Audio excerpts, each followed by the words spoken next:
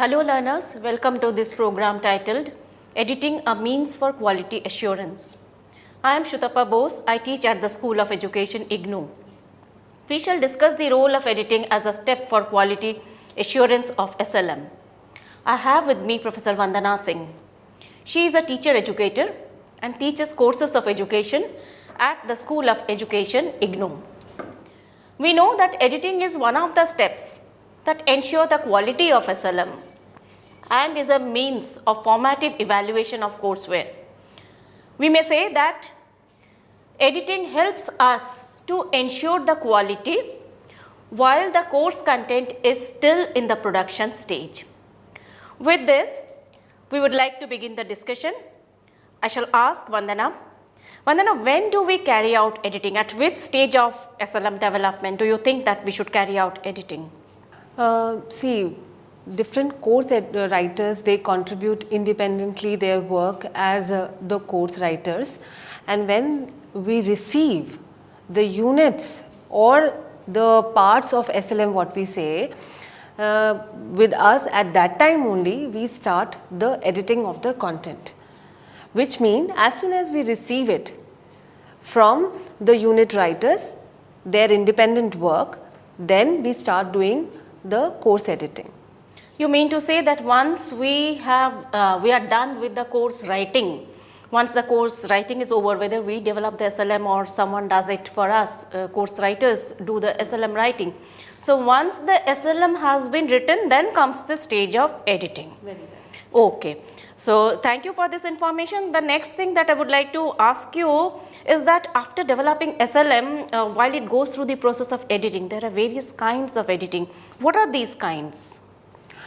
Before we go into the types of Yes. content editing, I would like to highlight an important aspect of content editing, that why do we do it actually. See, when we receive the units written by various course writers, what happens is, since they are working independently, so the content may overlap, or there may be a unevenness of the content. Yes, you are In order to smoothen down this unevenness and in order to reduce that overlapping of the content, the content editing is performed. So basically, as you said in the introduction also, that content editing helps in improving the readability of the self-learning material. Yes, that's Now, let us come down to what are the various types of of content, the editing. There are three types. We may classify them into. The first is the content editing. The second is the copy editing, which is also known as language editing, and the third is the format editing. Now, let me come to the first one, which is known as the content editing. right. As the name itself suggests, it's the editing of the content. So, when we receive units from the unit writers, the units may be written in a particular content alignment, which is helping in the attainment of a particular specific objectives. Okay, so as a content editor, what I need to see or look into is that, number one, that the content is presented in a factually correct manner. It is authentic in Yes. nature. And while writing the unit, we all know that as unit writers, we use various kinds of illustrations, example, maps, etc. And even sometimes we take tabular data from the government site or from other sites. So by this I mean that when we look into the content, we also not only into the written part, the other aspect of the content. Apart from text, the illustrations, illustrations. yes, the tabulated data and things like that. So that part also has to be looked into, that is also factually correct, and we have to also see that the source for each of the data is being given. So as an editor, this is my first thing which I have to keep in mind. The second aspect of content editing is that the content has to be in sync with the learning objectives. True. Because each course has some learning objectives which has to be achieved after the completion of the course. So the entire content has to be aligned with the objectives of the course. Now, we all are writing the SLM keeping in mind our learners. So while doing the content editing, the levels of the learner also has to be kept in mind. What I mean by this is that I have to adjust the level of difficulty as per the requirement of my learners. For example, in a teacher education program, we have a concept in psychology of teaching and learning, for example, the theories of learning. Okay? Now, this content is taught at various levels. It is taught at the diploma level, certificate level of teaching, and also at the bachelor's levels of teaching.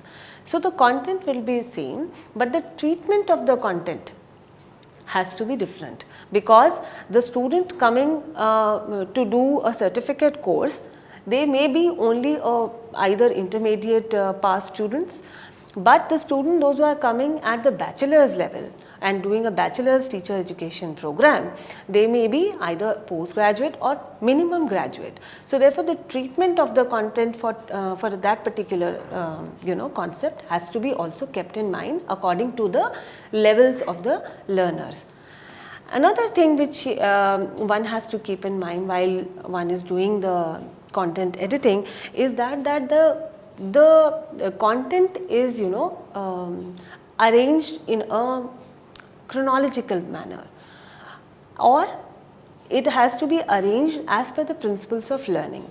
That means from simple to complex. If we present any complex content in the starting, it will be difficult for student to understand.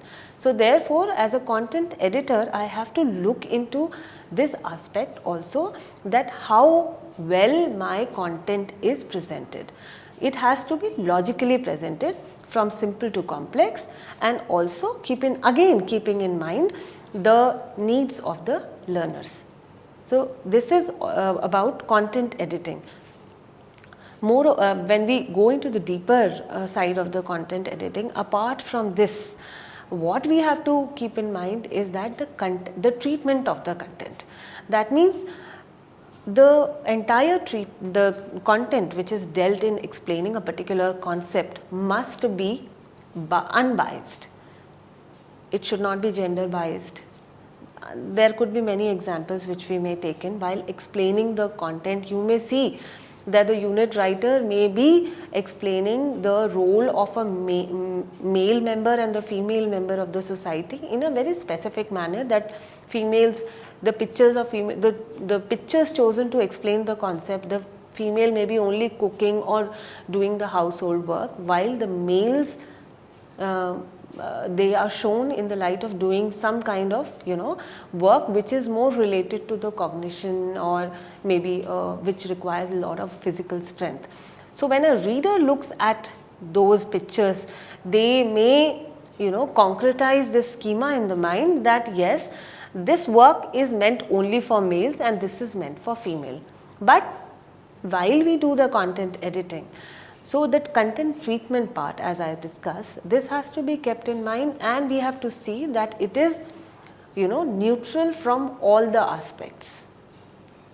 True. So we see that not only the authenticity of the content, but we also have to see the difficulty level, check the difficulty level, the level of our target group and the level at which the content has been pitched. These are important, and there should not be biases, even hidden biases.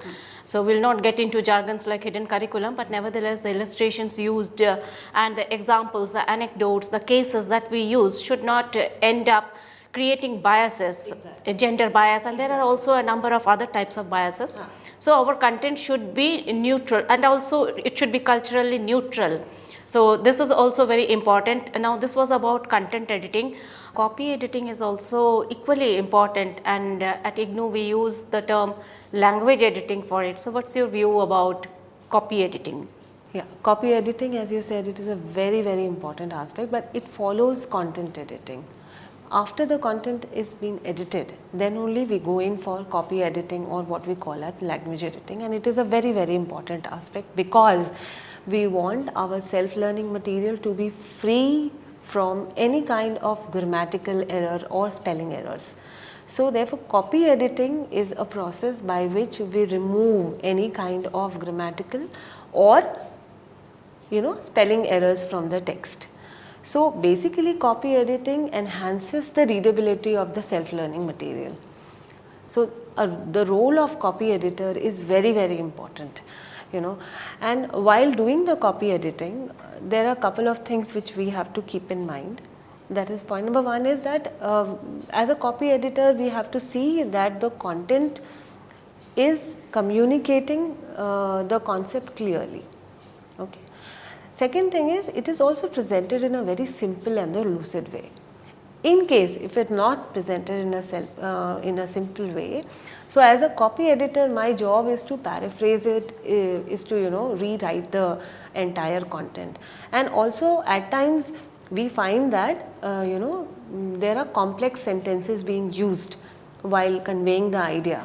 But in a self-learning material, it is important that the sentences are simple and they convey the correct meaning.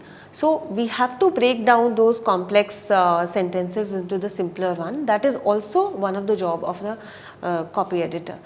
Then apart from looking at these grammatical and the spelling error, the copy editor also needs to look in that whether the content flow is going correctly or not. Obviously content editor also might have seen from her level, but then while doing the copy editing, because we are looking at the language part, so we have to see how well the content is making a transition from one section to another. So as a language editor, I have to see that this transition is also smooth as well as simple, so that it is very well understood by the learner. So I have just pointed out three things, and the fourth one has to be that there are at times a lot of repetition of the words. So at the editing level, I have to eliminate. One has to look at from that point of view, that I eliminate the repetition which is done in the text.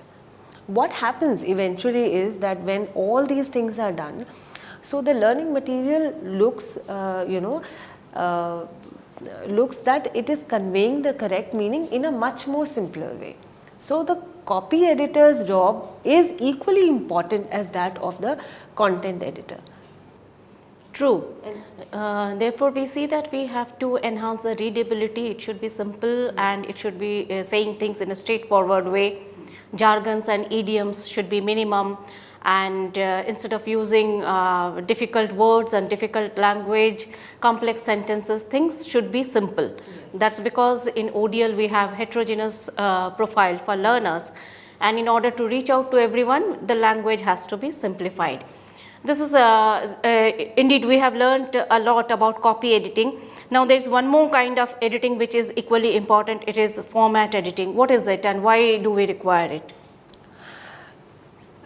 If you would have looked at any kind of a reading material, then you would find that the reading, I am not talking about self-learning material alone, but even if you look at a research paper in a journal, any kind of a manuscript, you would find that a particular journal or a particular book, they follow a particular format of writing. Right? In a similar way, the SLM has also got its fixed formats of writing, and there is a logic behind putting a format in that manner, because the self-learning material has got majorly three parts. As if we call it as a format, then it has three parts. First is a preliminary part, another is the main body of the unit, and the last part is the concluding part. So the preliminary part in that particular aspect deals with introducing the contents which are about to be dealt in that particular unit. So basically it prepares the learners and gives the learner an idea about what they are going to learn. So that is important. The next part is the main body of the text, which basically covers the concepts which has to be dealt in a particular self-learning material, and they are divided into various sections and subsections. Again, dividing into sections and subsections, this chunking, this is called as chunking, the learners might have already read about it. That has also got a psychological importance. because when we break the concept into the similar subparts, then it's understanding and linking the subcomponents to make a whole, it becomes easier. And the last part of the format is the concluding part, wherein we conclude the unit and we include a lot of self-learning exercises also, and the references is also been included. And so there is a reason behind breaking, formats and having a similar format. And the reason is that first, at the appearance level, they must all look uniform in nature, right? And secondly, when we format the things, what happens is the content alignment, it follows a logical flow. Say section 1.1 is discussing one aspect, then of course that particular aspect which is discussed in section 1, that will have a linking with the section 2. So this formatting is important. So that was really a good explanation of why we need format editing. It is basically to structure the course content in a similar way in order to achieve uniformity across the units of a course. And with this, I would thank Professor Vandana. She has explained very well the 3 types of editing: content editing, language editing and format editing. Thank you.